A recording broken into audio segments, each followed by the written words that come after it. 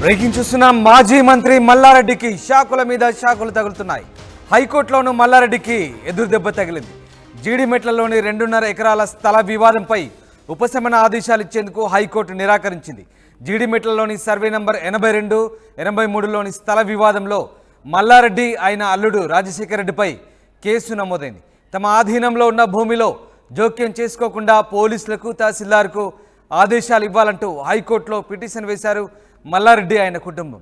Civil కోర్టులో అనేక వ్యాజ్యాలు పెండింగ్లో ఉన్నందున పూర్తి వివరాలతో కౌంటర్ దాఖలు చేయాలని ఆదేశించింది కోర్టు. వివాదాస్పద భూమికి సంబంధించిన రికార్డులను తమ ముందు ఉంచాలని ప్రతివాదులకు సైతం ఆదేశాలు జారీ చేసింది. విచారణను వాయిదా వేసింది హైకోర్టు. మొత్తం మీద మల్లారెడ్డికి హైకోర్టులో మరో ఎదురుదెబ్బ తగిలింది. భూ వివాదానికి సంబంధించి మల్లారెడ్డికి హైకోర్టులో ఈసారి మరొక షాక్ తప్పలేదు. వివాదాస్పద భూమికి సంబంధించిన రికార్డులను తమ ముందుంచాలని కోర్టు చెప్తోంది. సివిల్ కోర్టులో అనేక వ్యాజ్యాలు పెండింగ్లో ఉన్నందున పూర్తి వివరాలతో కౌంటర్ దాఖలు చేయాలంటూ ఆదేశించారు. హైకోర్టులో మల్లారెడ్డి ఆయన కుటుంబం పిటిషన్ దాఖలు చేసిన సందర్భంగా హైకోర్టు ఈ రకమైనటువంటి ఉత్తర్వులు ఇచ్చింది.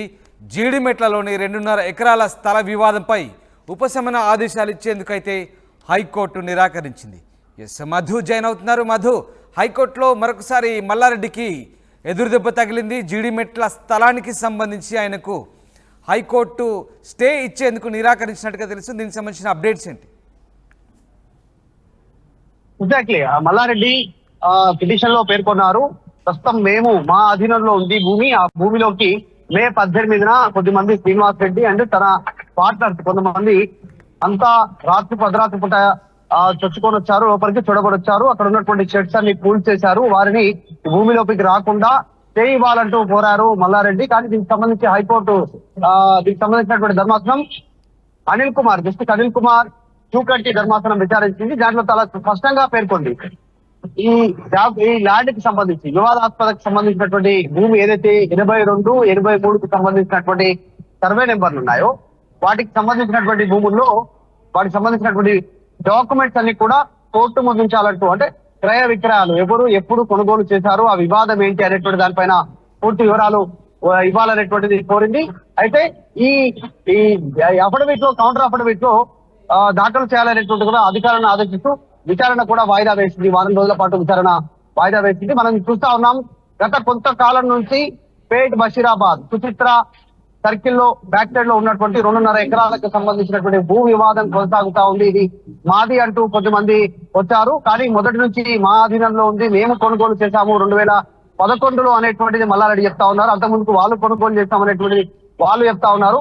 సో ఆ ఇరు పార్టీలు, అటు శ్రీనివాస్ రెడ్డి అండ్ షబ్బీర్ ఒక పార్టీ, తర్వాత ఇటు మల్లారెడ్డి మరి రాజశేఖర్ రెడ్డి ఇద్దరు కూడా వారి భూమిగా వారు పేర్కొంటున్నటువంటి సిచ్యువేషన్ ఉంది. దీనిపైన వివాదం కొనసాగుతా ఉంది. భారీగా పోలీసు బలగాలు వచ్చాయి.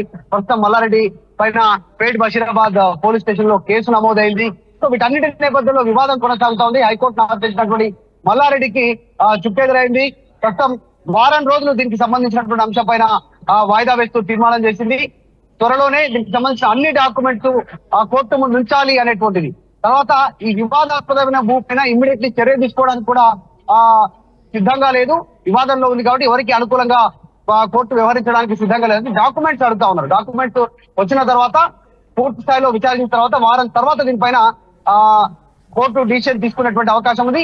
ఈ వివాదం ఇంకా కొనసాగుతా ఉంది. ఒకరిపైన ఒకరు విమర్శలు చేసుకుంటున్నారు. ఎవరు ఎప్పుడు ఈ డాక్యుమెంట్స్ రిజిస్ట్రేషన్ చేసుకోవడం జరిగింది అనేటువంటి దానిపైన కొంతమంది ఎంఓయూ చేసుకున్నారు. తర్వాత ఇవేమేమో రిజిస్ట్రేషన్ చేసుకున్నాం అనేటువంటిది మల్లారెడ్డి చెప్తా ఉన్నారు. ఆ అవతల సైడ్ ఉన్నటువంటి పార్టీ ఏమో మేము కొనుగోలు చేశాము, ముందు ఫస్ట్ ఫేజ్ లో మెయిన్ రోడ్ కి 40 ఫీట్ రోడ్ కు ఉన్నటువంటి 1.5 ఎకరాలు మా పేరు. మధు అంటే ఒక్కసారిగా మనం గమనిస్తే సుచిత్ర కావచ్చు, అలాగే ఇప్పుడు జీడిమెట్ల కావచ్చు, అలాగే ఆయన అల్లునికి సంబంధించిన దుండిగల్ ప్రాంతాల్లో కావచ్చు, ఇవన్నీ కూడా ప్రాంతంలో ఆయా ప్రాంతాల్లో భూ వ్యవహారాలకు సంబంధించి ఆయన మీద ఆరోపణలు వస్తున్నాయి. మల్లారెడ్డి భూ కబ్జాలకు పాల్పడ్డారంటూ వస్తున్న ఆరోపణలకు సంబంధించి తాజాగా ఆయా ప్రాంతాల్లో అసలు ఎక్కడ భూములకు సంబంధించిన వ్యవహారం ఉన్నా మల్లారెడ్డికి సంబంధించినటువంటి వివాదాస్పద అంశమే కొనసాగుతుంది. సో ఏ రకమైనటువంటి చర్చ సాగుతుంది? ఓవరాల్గా మల్లారెడ్డి అధికారం కోల్పోయిన తర్వాత ఆ ప్రాంతాల్లో పూర్తి స్థాయిలో మేడ్చల్ జిల్లా మొత్తంగా కూడా మల్లారెడ్డికి సంబంధించినటువంటి భూ వివాదాలే ఎక్కడికక్కడ హైలైట్ అవుతున్న పరిస్థితి. సో ఎట్లాంటి చర్చ సాగుతుంది అసలు మల్లారెడ్డి మీద? కుత్బుల్లాపూర్ జీడిమెట్ల కిందకి వచ్చేటువంటి పేట్ బషీర్బాద్ 2.5 ఎకరాల భూమి ప్రస్తుతం అనేక కోర్టు వివాదాల్లో ఉంది అనేటువంటిది కోర్టు భావిస్తా ఉంది. అందులో బాగానే డాక్యుమెంట్స్ అడిగారు. ఇక మల్లారెడ్డికి సంబంధించి భూ వివాదాలు ఒక్కొక్కటి తెరపైకి వస్తా ఉన్నాయి.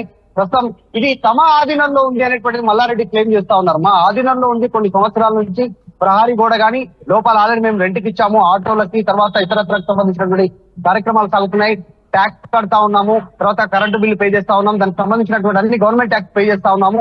సో మా ఆధీనంలో ఉంది, మా దగ్గర అన్ని డాక్యుమెంట్స్ ఉన్నాయటువంటి మల్లారెడ్డి క్లెయిమ్ చేస్తా ఉన్నారు. కానీ అవతల పార్టీ శ్రీనివాస్ రెడ్డి అండ్ షబ్బీర్ అనేటువంటి వాళ్ళు మాత్రం మేము కొనుగోలు చేశాము, గతంలో ఆయన అధికారంలో ఉన్నప్పుడు మమ్మల్ని రానివ్వడి అనేటువంటి వాళ్ళు ఆరోపణ చేస్తా ఉన్నారు. సో మా ఆధీనంలో ఉన్నటువంటి భూమిలోకి శ్రీనివాస్ రెడ్డి, షబ్బీర్ రాత్రిపూట అర్ధరాత్రిపూట చొరబడారు, షెడ్డు కూలగొట్టారు, సీసీటీవీ కెమెరాలు కట్ చేశారు. సో వారిని రానివ్వకుండా ఉండాలనేటువంటిది కౌంటర్ పిటిషన్ దాఖలు చేశారు మల్లారెడ్డి. ఈ వివాదానికి సంబంధించి ఇప్పట్లో తేలేలా కనిపించట్లేదు. కోర్టు వారం రోజుల గడువు తీసుకుంది. వారం రోజుల గడువు తర్వాత ఈ డాక్యుమెంట్ కి సంబంధించి ఈ వివాదాస్పదానికి సంబంధించినటువంటి భూ రికార్డులన్నీ కూడా కోర్టు ముందు ఉంచాలనేటువంటిది చాలా స్పష్టం చేసినటువంటి నేపథ్యంలో వారం రోజుల తర్వాత ఒక క్లారిటీ వచ్చే అవకాశం ఉంది. మల్లారెడ్డి క్లెయిమ్ చేస్తా ఉన్నారు, ఈ భూమికి సంబంధించినటువంటి అన్ని డాక్యుమెంట్స్ మా దగ్గర ఉన్నాయి, మా స్వాధీనంలో ఉన్నాయి. వారి దగ్గర ఉన్నటువంటి డాక్యుమెంట్స్ సంబంధించినటువంటి భూమి మిలిటరీ ఏరియా, గవర్నమెంట్ ఏరియా తీసుకోవడం జరిగింది. రైల్వే తర్వాత మిలిటరీ ఏరియాలో వాళ్ళ భూమి వెళ్ళిపోయింది. 82, 83కి సంబంధించినటువంటి సర్వేలకు సంబంధించినటువంటిది మాది, కానీ పక్క సర్వేలో ఉన్నటువంటి భూమి మా సర్వేలో ఉందనేటువంటి మా భూమిలోకి చచ్చిపోతున్నారు. వీరిని అడ్డగించాలి, రానివ్వకుండా ఉండాలంటే మల్లారెడ్డి క్లెయిమ్ చేస్తున్నారు. సో త్వరలోనే వారం రోజుల తర్వాత కోర్టు ముందు డాక్యుమెంట్స్ వచ్చిన తర్వాత దీనిపైన ఒక క్లారిటీ వచ్చే అవకాశం ఉంది. Right, thank you very much Madhu, thanks for the update. ఇది మొత్తం మీద జీడిమెట్లలోని 2.5 ఎకరాల స్థల వివాదానికి సంబంధించి హైకోర్టులో మల్లారెడ్డికి ఊరట లభించలేదు. మల్లారెడ్డికి ఎదురు దెబ్బ తగిలింది. ఉపశమన ఆదేశాలు ఇచ్చేందుకు హైకోర్టు నిరాకరించింది. సర్వే నంబర్ 82, 83లోని స్థల వివాదంలో మల్లారెడ్డి ఆయన అల్లుడు రాజశేఖర రెడ్డిపై కేసు నమోదైంది. తమ ఆధీనంలో ఉన్న భూమిలో జోక్యం చేసుకోకుండా పోలీసులకు, తహసీల్దార్కు ఆదేశాలు ఇవ్వాలంటూ హైకోర్టులో మల్లారెడ్డి ఆయన కుటుంబం పిటిషన్ వేసింది. అయితే సివిల్ కోర్టులో అనేక వ్యాజ్యాలు పెండింగ్లో ఉన్నందున పూర్తి వివరాలతో కౌంటర్ దాఖలు చేయాలంటూ హైకోర్టు ఆదేశించింది. వివాదాస్పద భూమికి సంబంధించిన రికార్డులను తమ ముందుంచాలంటూ ప్రతివాదులకు కూడా ఆదేశాలు ఇచ్చింది. విచారణను వారం పాటు వాయిదా వేసింది హైకోర్టు.